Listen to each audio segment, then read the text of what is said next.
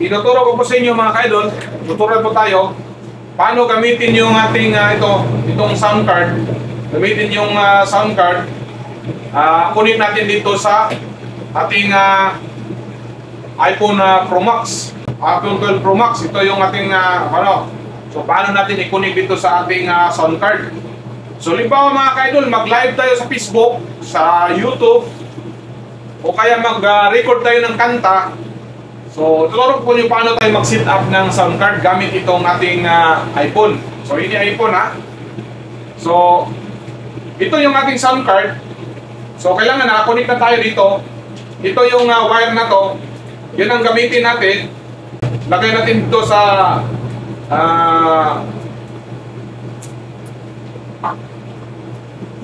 lagay natin dito sa dito sa line 1, live 1. Dalawa to, live 2, live 1. So dito gamit yung live 1. So ito yung wire para sa live 1. I-connect natin dito sa yung live natin sa atong iPhone. So itong isang wire mga kaidol, itong yun ang sa monitor natin. Ito, i-connect natin dito sa ating Android ng cellphone mga kaidol. Ito, i-connect natin dito yung kukuha ng music. Tapos ito, sa headset o earphone, depende nyo sa earphone o headset. So dito tayo nilagay natin sa earphone. So gumagamit tayo dito ng headset mga kaidol. So pwede sa headset lang na mga kaidol, pwede na yun. Yung headset na hindi ganito na malaki. Basta may mic lang, pwede na yun. So ito. So ito na, nakakonect natin dito. Tapos, ito, yung sa microphone. Connect natin yung microphone. Ito yung ating microphone mga kaidol. So, papa natin itong microphone. Ito. So, ganito yung pag-set up natin ha. So, pwede lang headset na maliit lang gamitin at pwede rin mga kaidol. Basta may mic siya. Tapos, i-on natin yung ating sound card. So pag-on ng ating sound card, so dito sa mga kaidol, dito sa ating connect natin sa ating iPhone, so kailangan tayong gumamit ng ganito. Dito. So kailangan kasi mga kaidol, original yung ating gamitin ito. So bumili ako ng dalawa mga kaidol. Ito, binili ko sa online, binili ko ito sa tindahan. Hindi siya gumagana. Hindi siya gumagana pag hindi original. So kailangan yung original talaga na para sa iPhone.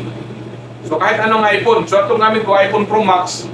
So kailangan na gumagamit tayo ng ganito na para sa iPhone para gumana siya, mag-record siya mga kaidol. So gagawin natin ito. Mabili na adapter. So isaksak natin siya dito.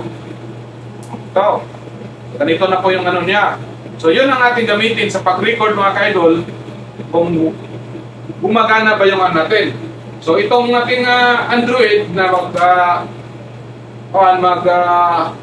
monitor, dito na isaksak, dito tayo kukuha ng ating kakantahin mga kaidol. Bawa kakanta tayo ng mag-video kit tayo. So ganito lang. So tingnan ninyo. Ito yung ating cellphone. Ito ang ating iPhone mga kaidol. Ayun ang ating mag-record. Okay. So, play natin ito. Yung ating monitor. Dito tayo kukuha ng kanta mga kaidol.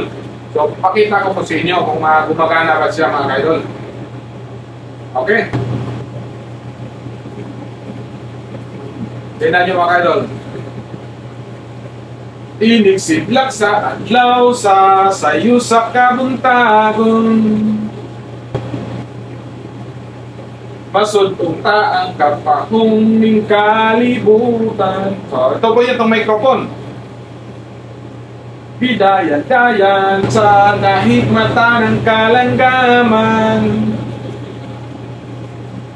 Nananakawit ning kalibukabukiran. Okay, wow, mali-mali mga kaidol. Sample ang daw, sample.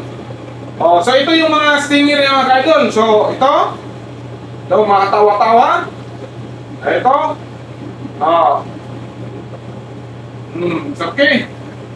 So, try natin mga ka-idol. Ipakita ko po sa inyo. So, i-open natin yung ating record. At tanggalin natin to siya mga ka-idol. O i-play natin kung gumagana ba yung ating sound card. Alright.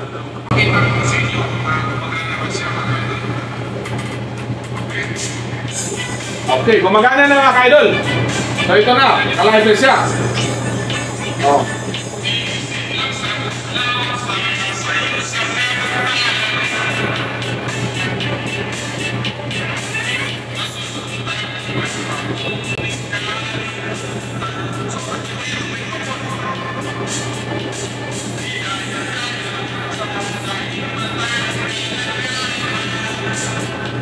Okay na mga idol. So, sama nakuha ninyo ang ating tutorial mga idol. At tutunan po nyo, basta may iPhone kayo, sundan lang po dito ang aking video. So, thank you for watching. Paki-like and share lang mga idol para makatulong sa iba. Bye-bye!